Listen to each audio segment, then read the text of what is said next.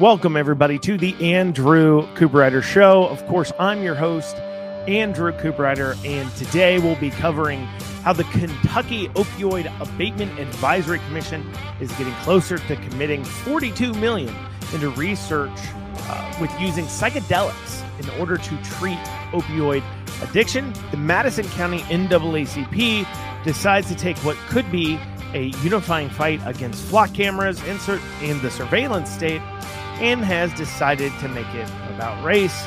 Then finally, I'll go over what I did to upset the left last week. We'll have all that and more today on the Andrew Cooperrider Show. But before I dig down into it, please make sure you like, comment, share, and subscribe. As always, I ask that you tell others about the podcast. And if you're listening on Facebook or YouTube or Twitter, you can always catch this podcast. It comes out Monday through Friday at 1 o'clock. And you can catch it on all major podcasting platforms. Simply log into Pandora, iHeart, Amazon, Spotify, Apple Podcasts, Google Podcasts. The list goes on, and just search for the Andrew Cooperrider Show, and you should be able to find us. And if you are listening to this on the podcasting platform, please make sure you leave a 5-star review. And without further ado, let's get into it. But before I dig into the stories, I do want to show you something. I won an award here from Constitutional Kentucky called the Defender of Liberty Award. I won that over this past weekend. And I know what many of you are thinking. Like, Andrew, recently the Herald Leader called you a semi-celebrity. The Constitutional Kentucky is giving you the Defender of Liberty Award. Will this all go to your head? I can say, beyond a shadow of a doubt, it absolutely will not go to my head.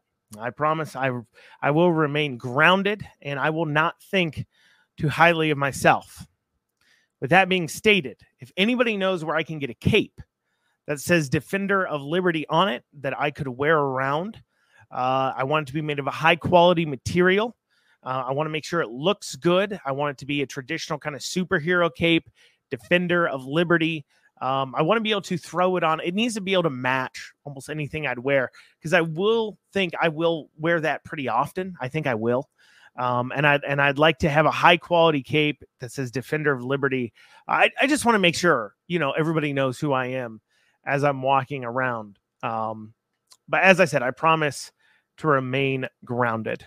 Oh, well, with that being said, let's go to our first story. The Kentucky Opioid Abatement Advisory Commission, which some of you may have never heard of, it was formed in order to handle and deal with opioid addiction in the state. So a little while ago, I believe a couple of years ago, the Commonwealth of Kentucky won $478 million in a lawsuit against opioid distributors over their, of course, creation in a way, in their hand in creating the opioid epidemic in the way that they marketed. They failed to warn properly of the potential issues that could come out of opioids and their addiction, and the way they pushed them, they were found to be at fault. And so Kentucky was awarded $478 million in order to help treat the opioid issues and problems from these companies. Now, according to House Bill 427 that was passed in 2021, half the $478 million is going to local governments in order to help with local law enforcement and local addiction treatment issues. Then the other half is going to the state, and that half is to be managed by this commission. So the Kentucky Opioid Abatement Advisory Commission is in charge of spending right around about $240 million in order to fight opioid addiction in Kentucky. And to give you an idea of what this commission, how it's made up, this commission is made up of the Attorney General or whomever he picks is the chair, then the state treasurer or someone that the state treasurer chooses, then the Secretary for Cabinet for Health and Family Services or somebody they appoint, and then one member is also appointed by the University of Kentucky Healing Communities team. Then you have one voting member appointed by the Attorney General, who is supposed to represent the victims of the opioid crisis, one member appointed by the AG from the drug and treatment prevention community, one member appointed by the AG representing law enforcement, then just two other people appointed by the AG. And then you have 2 non-voting members appointed by the Speaker and the Senate President. So this is a committee, for those of you keeping track at home, that is 6 voting members who are appointed by or are the Attorney General himself, and then another 3 voting members that are not appointed by the Attorney General. So this is very much so the Attorney General's Commission, and they are to vote on how they're to spend this money. So essentially, the Attorney General has control over how to spend this money. And I want to point that out to say that this is the AG's committee, and there's no question about it. So as we talk about what they're doing and what they're saying, that does give you some questions that you can ask of the Attorney General's office. Now, one of the first initiatives of the commission is to spend $42 million on researching the use of psychedelics or ibogaine in the treatment of opioid addiction. So apparently there's some studies and things. This is the first of its kind to have this kind of study that is having this kind of money put into it from the States. But there's been some studies and some treatments over in other countries that use psychedelics in order to help treat addiction, and they use ibogaine in order to help treat addiction. And so no other state has done this, but here the Commonwealth of Kentucky is doing it, and the commission is getting closer and closer to finalizing that $42 million. This was announced a few months ago, but they recently had some hearings on it, and they heard from people who've received treatment by traveling overseas to other areas to get the treatment or to help them. Now, at this point, I'm going to take off the news hat. So up till this, I was just telling you the news. And now I'm going to put on my commentary hat. And I want to remind everyone that this is just my opinion. And you can hate me for it, but someone has got to say it. And I say someone has got to say it because there is no one else seeming to even question whether or not this is a good use of money. There's no media stories being wrote to outline any possible side effects or downsides to the spending of this.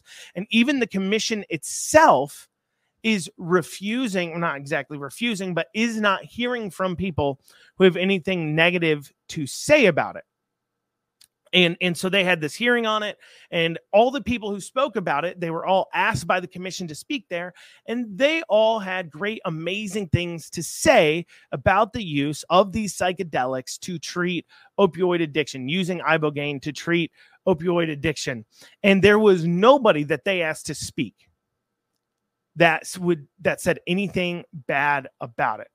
It's just kind of odd. There's no one representing the other side of this. There's nobody talking about potential side effects, and they're not answering some of the key questions. If this is such a wonder treatment, as the testimony they heard claim, then why do we even need to study for it? Why is it not already approved? See, that's the problem. This is a Schedule I drug that isn't already approved for uses of treatments. That must mean that there are some side effects or issues with it. Maybe. At least you should be asking. Now, understand that there can be one-off anecdotal success stories from people like we've seen in this commission. And I'm not saying anything to downplay their results, but may I remind you that people claim things like cough medicines, as we recently found out, SSRIs to treat depression, masks, COVID vaccines. These were all wonder drugs. And we went on to find out that some of them were useless and were actually only having a placebo effect, while others were far, far less effective than originally suggested at dealing with the problem that they were reported to deal with. Therefore, as unscientific, as dumb as it may sound, I've started to just kind of trust my common sense and my gut more when it comes to the world of medical treatments and medication, because the medical research community has shown it is completely compromised. So like I said, I know it's going to sound stupid, but I'm going to go with my common sense, my gut on this, and say that I think this isn't such a great idea. And let me explain why my common sense is telling me that. And as I said, this isn't to downplay any of the positive results other people have seen. And I understand that if we can find a silver bullet and a wonder drug or a wonder solution that fix our issues with addiction, well, then our society and country would be so, so much better off. But perhaps that wonder solution doesn't exist, because how people fall prey to addiction isn't exactly a one-off situation, but it deals with a mix of things. And what I mean by that, and this is why my first gut and common sense tells me that this maybe isn't a great idea. I mean, every time we've looked at addiction treatments, and the vast majority of people I know that have fought addiction and have won have used processes that involve surrendering yourself to faith, coming to a higher power of some sort, while also doing the hard work of getting back into that workforce, working and finding more purpose in your life and reconnecting and finding a reason greater than your addiction that gives you that motivation to overcome. But I understand a lot of people fall back. Okay. So let me tell you, kind of explain my common sense here. So treating people who are prone to being addicted to addictive medicines or drugs that alter your mental state is not a great idea. It's not a great idea to treat those people, those addicts, with another medicine that can also be addictive. Look, everyone deals with their own demons and temptations. For some people, it's gambling, sex, money. And for some others, it's addictive drug substances such as opioids or even alcohol that affect your mental state. Not everyone reacts the same way to everything the same. I mean, millions of people drink alcohol. Millions of people take opioids. I mean, vast majorities of them take opioids. Sorry. In fact, almost 1 in 5 adults have filled a prescription for opioids in the last year. So despite that so many people are taking these, a vast majority of them don't become addicted. Almost, like I said, everyone at some point gets prescribed an opioid. About 70% of adults have drank alcohol in the past year. Almost every adult has drank alcohol at some point. And yet, not everyone becomes addicted to these substances. Actually, the majority of people who use them don't become addicted to their substances because that specific thing is just not their demon. So whether it is genetic, cultural, caused by something else, those that are addicted to opioids have shown that they can easily become addicted to chemicals that alter their body chemistry. And there's a reason why. Anybody who spends a lot of time around former addicts knows that they tend to stay away from alcohol. If you're addicted to opioids, they still tend to stay away from alcohol because it's thought that that would lead you to using in other ways. And then also as well, they tend to drink a lot of caffeine and smoke cigarettes or use tobacco of some sort, just because they have a natural addiction to those chemical type substances. And generally speaking, we look at those chemical substances as not as quote unquote debilitating to your life as some of the others. So let's say you're treating a person who's addicted to mind altering chemicals.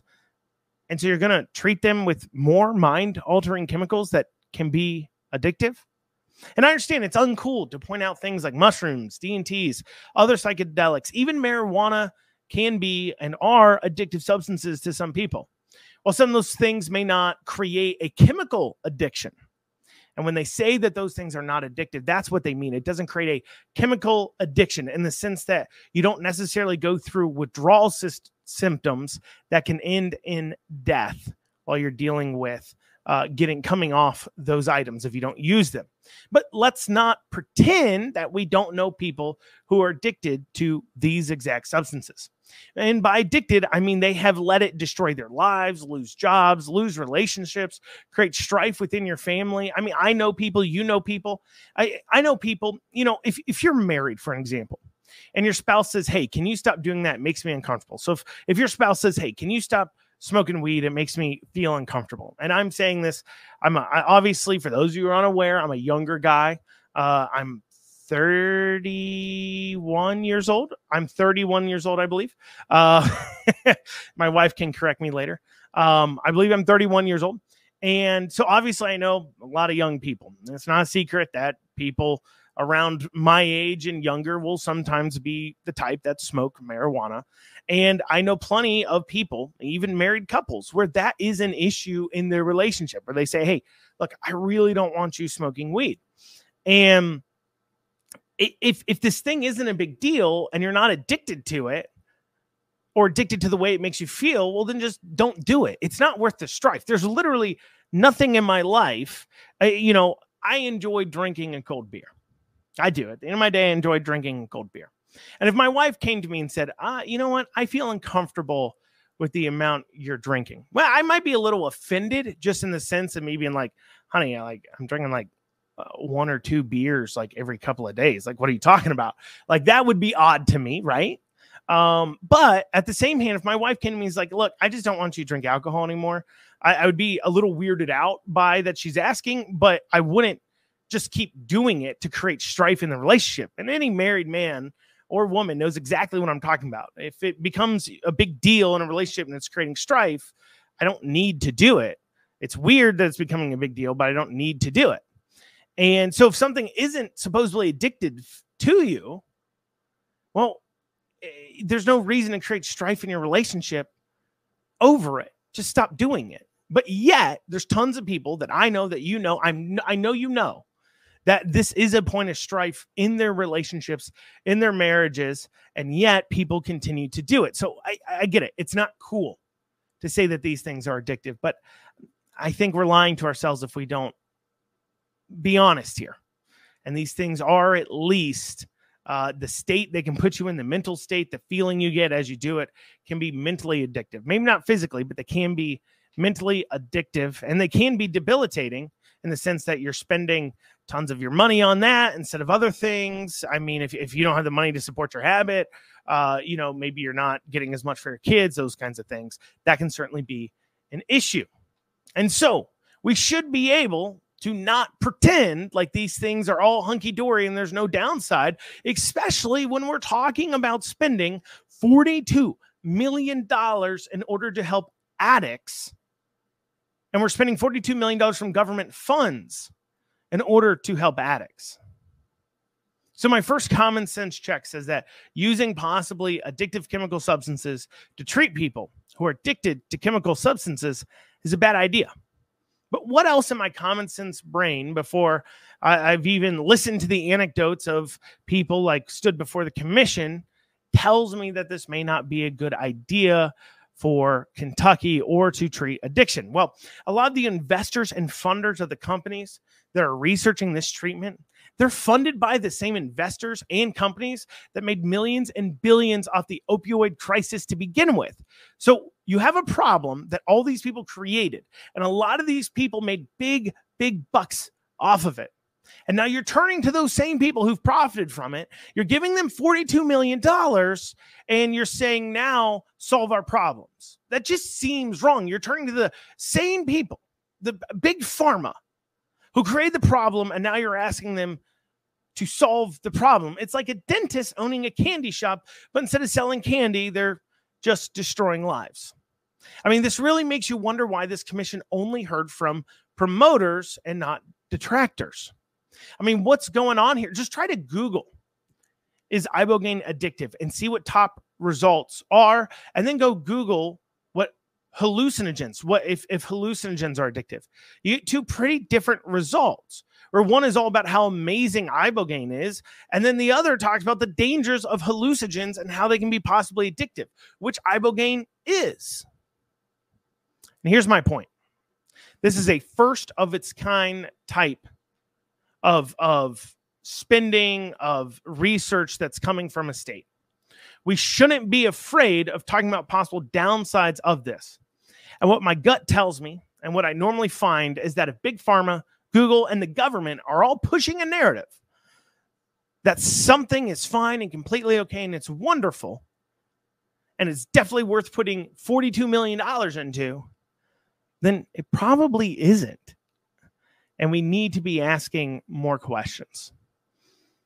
And now that I've successfully upsetted some people who listen to my podcast that for some reason just absolutely love psychedelics, coming up after this, I will go into how Madison County NAACP says cameras are now racist. So Madison County and Richmond are now going to join several other Kentucky cities in their use of flock cameras. Now, I did an episode where I have priorly talked about the use of flock cameras and the growing surveillance state. But to sum it up, flock cameras are part of a surveillance net that uses AI to track citizens' movements and then will alert police when there's suspicious activity or the camera spies someone that the police have told the camera that they're looking for. Now, of course, departments will claim time and time again that using flock cameras isn't an invasion in privacy and they're only tracking this or that.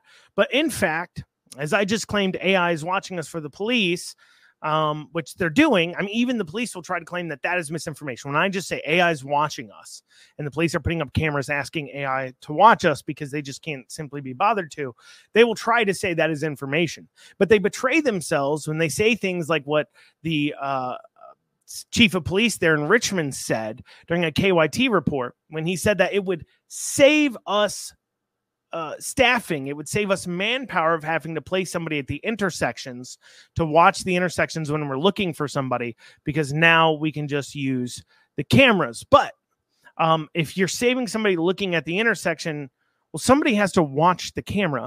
And if you're trying to watch the camera closely, because clearly, if you're looking for somebody to the point that you're going to put the police at the entrance and exits and major intersections looking for them into the town and out of the town, well, then you're clearly very closely looking for them. And so if you're not going to have somebody staring at that one camera watching for them constantly, then that means you're going to have an AI. You're going to have automated watching going on to watch what is happening. And, and so that's what it means. It means we have an AI that then begins to watch us at the behest of the government when we put up these flock cameras. You see, in the report from WKYT as well, it covers a few different issues and concerns, not just from the police. Even they admit that this is kind of a controversial thing, but it also has some other people that talk in it. It doesn't really hit upon, though, what I think is most important when we start talking about AI tracking you and storing data. And I don't think you necessarily have to put on a tinfoil hat. You don't got to make one to see how citizens being constantly tracked by AIs with all of our movements and behaviors being available to the government at the drop of a hat is not a good thing. Remember, the average citizen unknowingly breaks sometimes as much as 4 or 5 laws a day. There are some natural checks that we have that have priorly existed to protect our rights and from government infringement. Natural checks that keep government from passing silly, stupid laws because there's no way for them to enforce them. It's not a reasonable thing for them to enforce.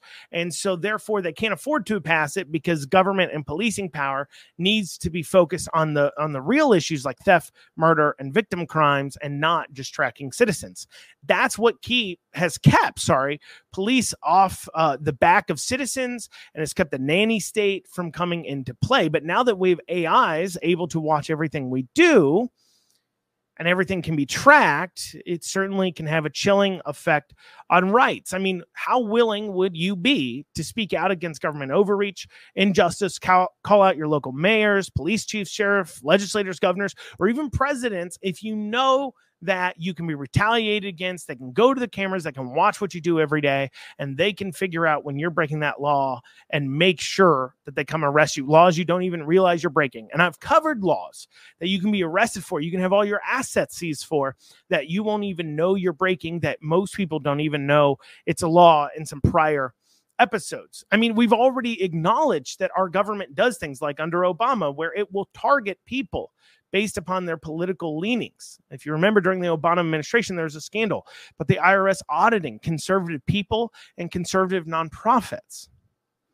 So it's not unheard of that governments and elected people would use these types of programs in order to target their political enemies.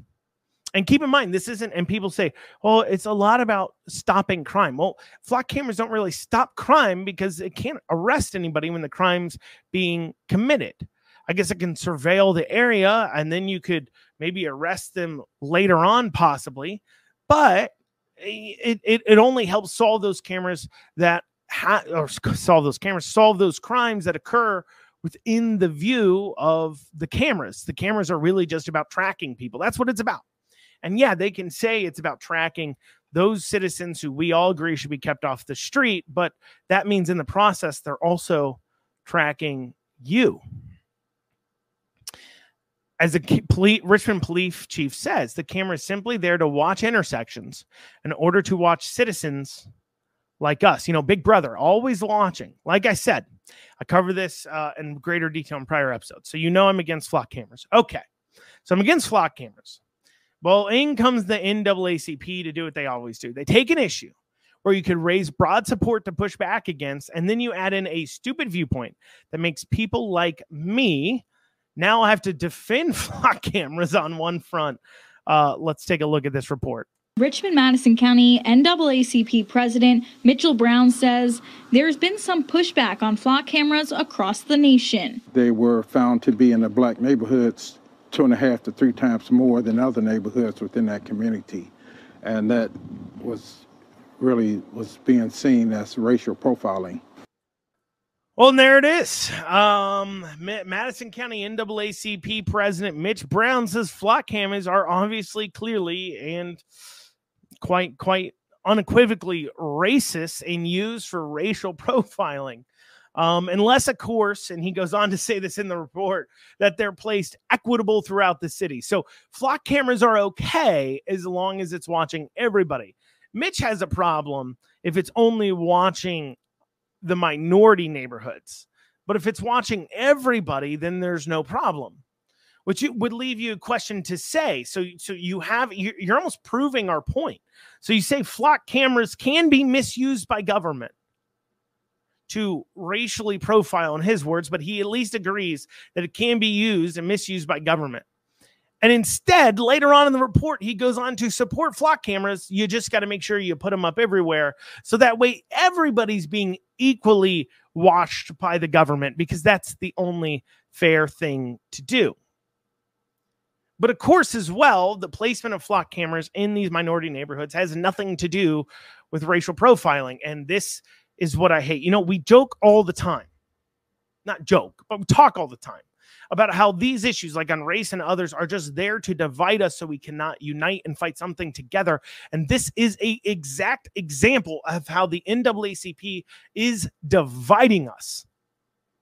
Because Mitch here has received these talking points on flock cameras from the NAACP central office clearly. He's in Madison County. He has no idea what's going on elsewhere. He's being informed by the NAACP on what to say. And now he's trying to push a racial narrative, because what it does is it takes people like me and possibly you, good conservatives, who could be with you on removing flock cameras, that would join you in saying flock cameras are bad. It chills freedoms. And, what we really need are police who can arrest in those areas to deal with this, not just putting up a camera. That's a Band-Aid. That's not solving any issues. It's not going to help us identify anything. I mean, I was talking to a friend of mine that works in community outreach and gang violence, and he says nowadays they're all wearing the same thing. They all wear, jeans or pants, black hoodies with the hoods pulled up, and they'll wear a mask, maybe that's COVID masks or other masks. They'll slap those on, and you can't even identify them anyways. Most of the criminals doing it, right? So you take something where I could be with you on, and then you throw in this race narrative, this stupid viewpoint, and it just drives people apart. And it stops them from uniting against government overreach. You see, what old Mitch is saying is that because flock cameras go up in higher crime areas typically, and higher crime areas happen to have a greater ratio of minorities for a plethora of reasons, then flock cameras are, of course, clearly racist. As if city planners and police are sitting around a table and asking, well, where do we want to put these cameras up? And they go, well, there's a lot of crime in this area, but this is a white neighborhood, so we can't put one up there. I'm sure race doesn't even enter the minds of these people as they're putting up the cameras, as they're thinking about how they can subject all of us. But as they're putting up these cameras, I mean, they are putting up these cameras because they're saying, look, this is a high crime area. Let's throw them up here first. Let's use the excuse. Let's make sure, in order to get buy-in for everybody to be watched by Big Brother, let's first put them in these areas, and then we can claim that they've solved a lot of crimes, and it's better where we put up this camera instead of, what may be actually happening is just it puts police more into that area that are catching people. Could be a plethora of issues, reasons why that crime improves in that area that has nothing to do with the camera. But they'll say, let's put up a camera in a high crime area where we can make an impact. So when we make an impact, we can show lower numbers to give us an excuse to put up cameras everywhere. But instead of saying something like that, he instead brings race into it, because they're not sitting around doing that. They're saying, okay, we can only put up 4 cameras. We want to get more funding to put up more cameras elsewhere. We want the citizens to put buy-in. So if we can only put up so many few cameras so citizens don't feel like they're being watched right away by Big Brother, then we'll put them up in high crime areas and get people to sell out their rights for a little bit of safety. And if anything, what they're talking about doing when they're expending resources, policing resources in neighborhoods that are predominantly minority, I would think that's the opposite of racism. I mean, we are expending taxpayer resources and dollars in an area to make it safer for those citizens. Areas, by the way, that probably don't generate enough tax revenues to offset the money being spent. So they're sucking up resources from everyone else in town or county or city or country or state or wherever the taxing base is for that, and then deploying them into high crime neighborhoods so the good people there can live and walk home in safety or wait at bus stops without getting shot in drive-by, something that happened in Louisville recently. So wanting safer areas for citizens is somehow racist.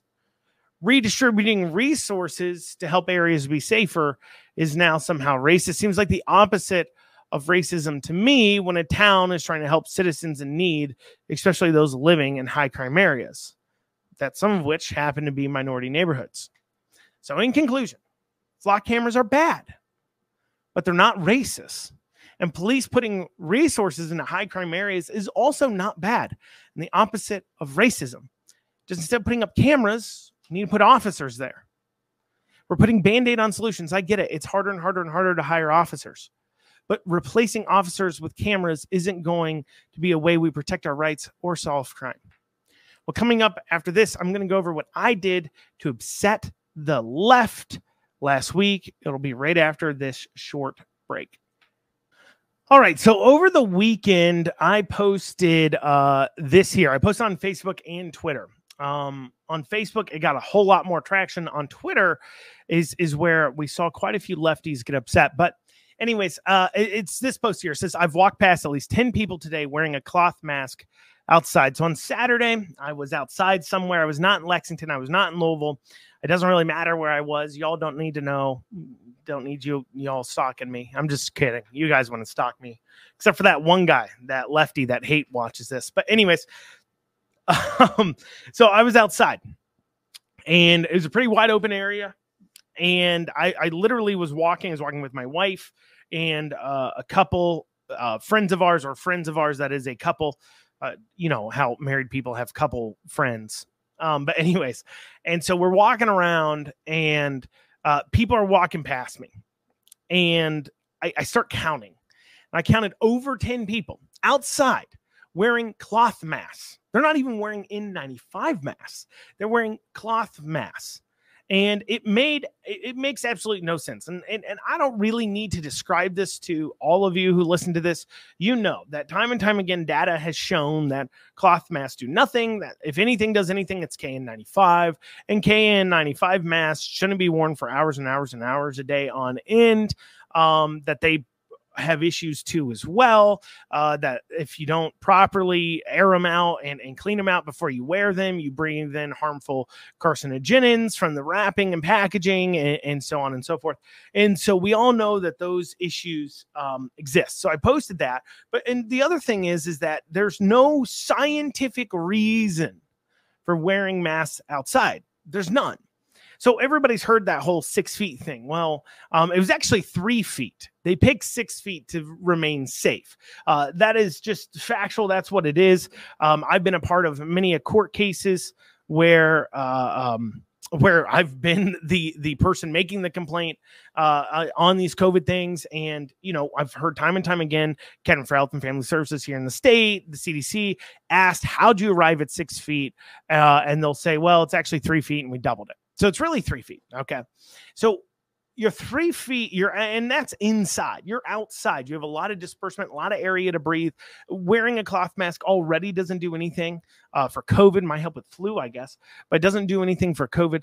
And it most certainly doesn't help with when you're outside, there's no reason for it. And also too, as well, remember, masks are worn for you, not for them. And so if you're wearing a mask because you're sick, well, you don't need to be going to populated areas. Just stay home if you're sick. If you're so sick you need to wear a mask, you should stay home until you get over your sickness. There's no reason for you to be walking around outside, especially where I was at. That was not a necessary place for anybody to be. It was a place where nobody should ever go again. But anyways, so, people walking around outside. So I post that post there, and I get a comment here from somebody. It says, Peaches Leah, whoever that is, says, I wear a mask sometimes because my father gets chemo and I want to protect him. Maybe you shouldn't be so judgmental. To which I responded, nah, I'll keep judging people. I mean, aren't we supposed to judge people for not following the science? Even your reasoning doesn't make sense on why you wear one outside, walking around in public. And so obviously, I am correct. That clearly, I mean, I have the show here, so clearly I'm the correct one. Because, one, it's them who judged us for not wearing a mask. I mean, it's just like them, right? These people who wanted us to go out of business, that wanted 1 million people laid off, wanted everybody to stay home, wanted to force everybody to take a medical treatment, wanted to hold people down and force them or make them stay home unless they go out there. All these people that during all this time judged constantly. I mean, you should hear the complaint line that goes. One of these days, I'm going to play some of these calls that went into the complaint line that Andy Bashir set up for people to complain about non-mask wearers. But these people that lost their minds on all these things now suddenly have the gall to tell us not to judge people. It's ridiculous. And so she comes back and says, keep judging people when you know nothing about their life or health. Very Christian of you. And then I responded, health has nothing to do with wearing a mask outside. It literally does nothing for your health. At that point, she didn't respond. Now, I didn't respond to the Christian comment. I'm going to set that one to the side for a second. I'm going to deal with my first point, which was it has nothing to do with your health. Literally nothing. And that was my point, is that this is unscientific. There's a reason why we're judging you for walking around wearing a mask outside.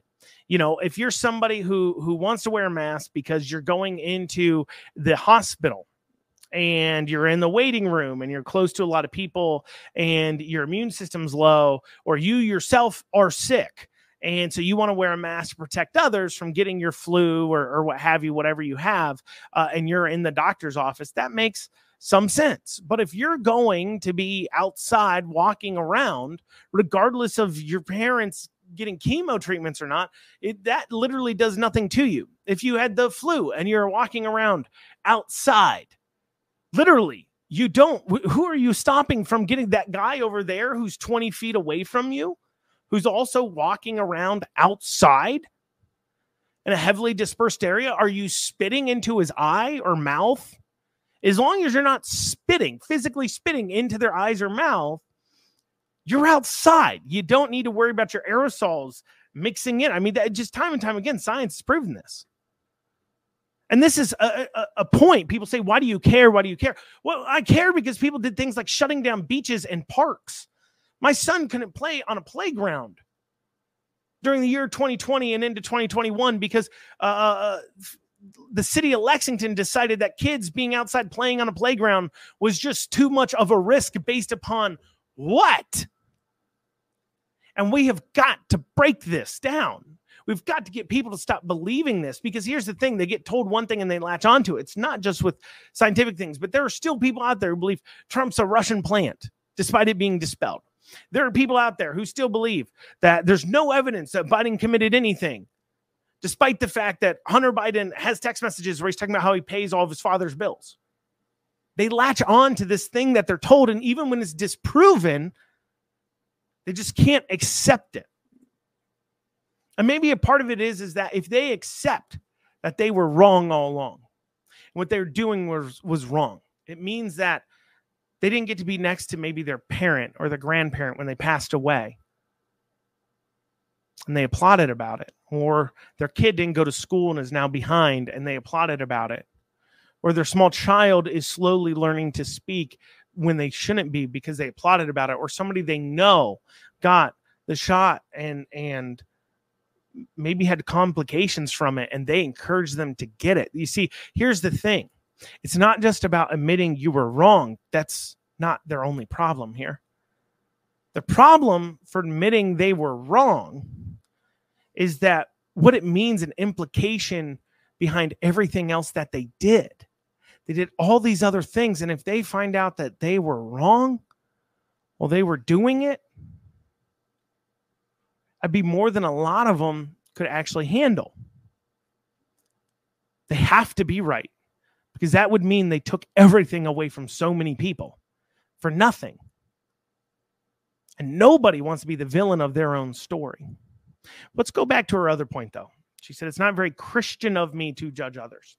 And I love hearing from a bunch of godless pagans about how Christianity is supposed to be.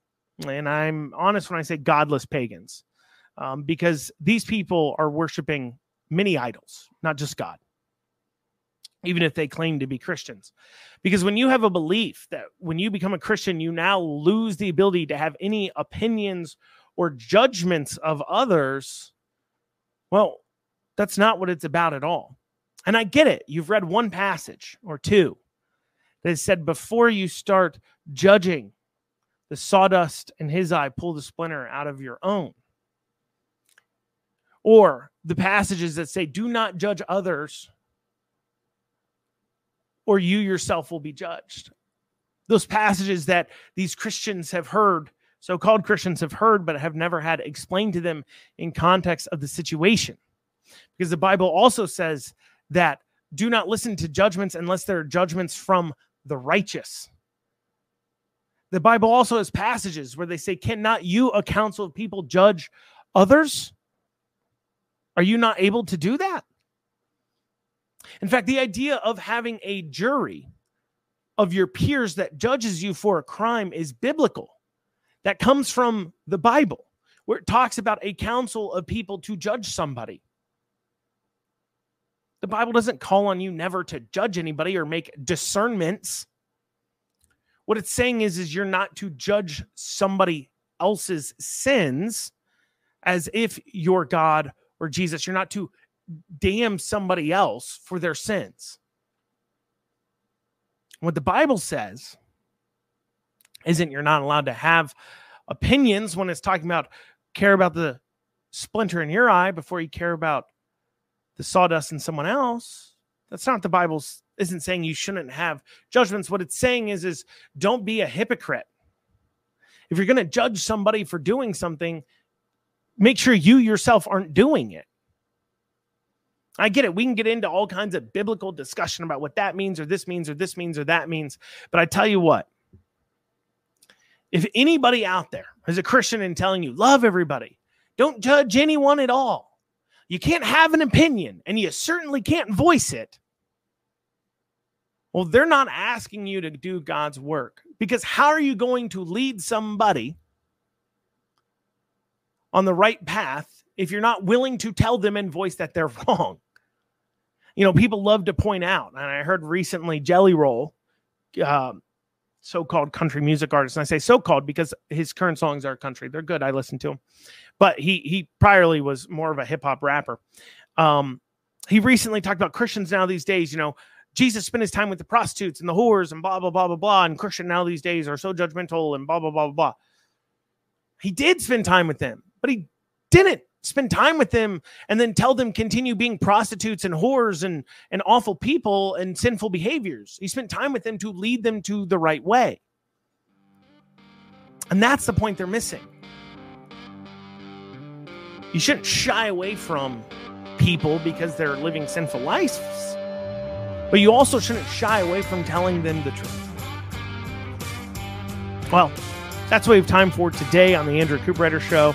I know, obviously, my biblical takedowns aren't always necessarily the greatest. I try the hardest I can. I'm not a pastor, so, you know, just my opinions, right? There you go. We can all have opinions.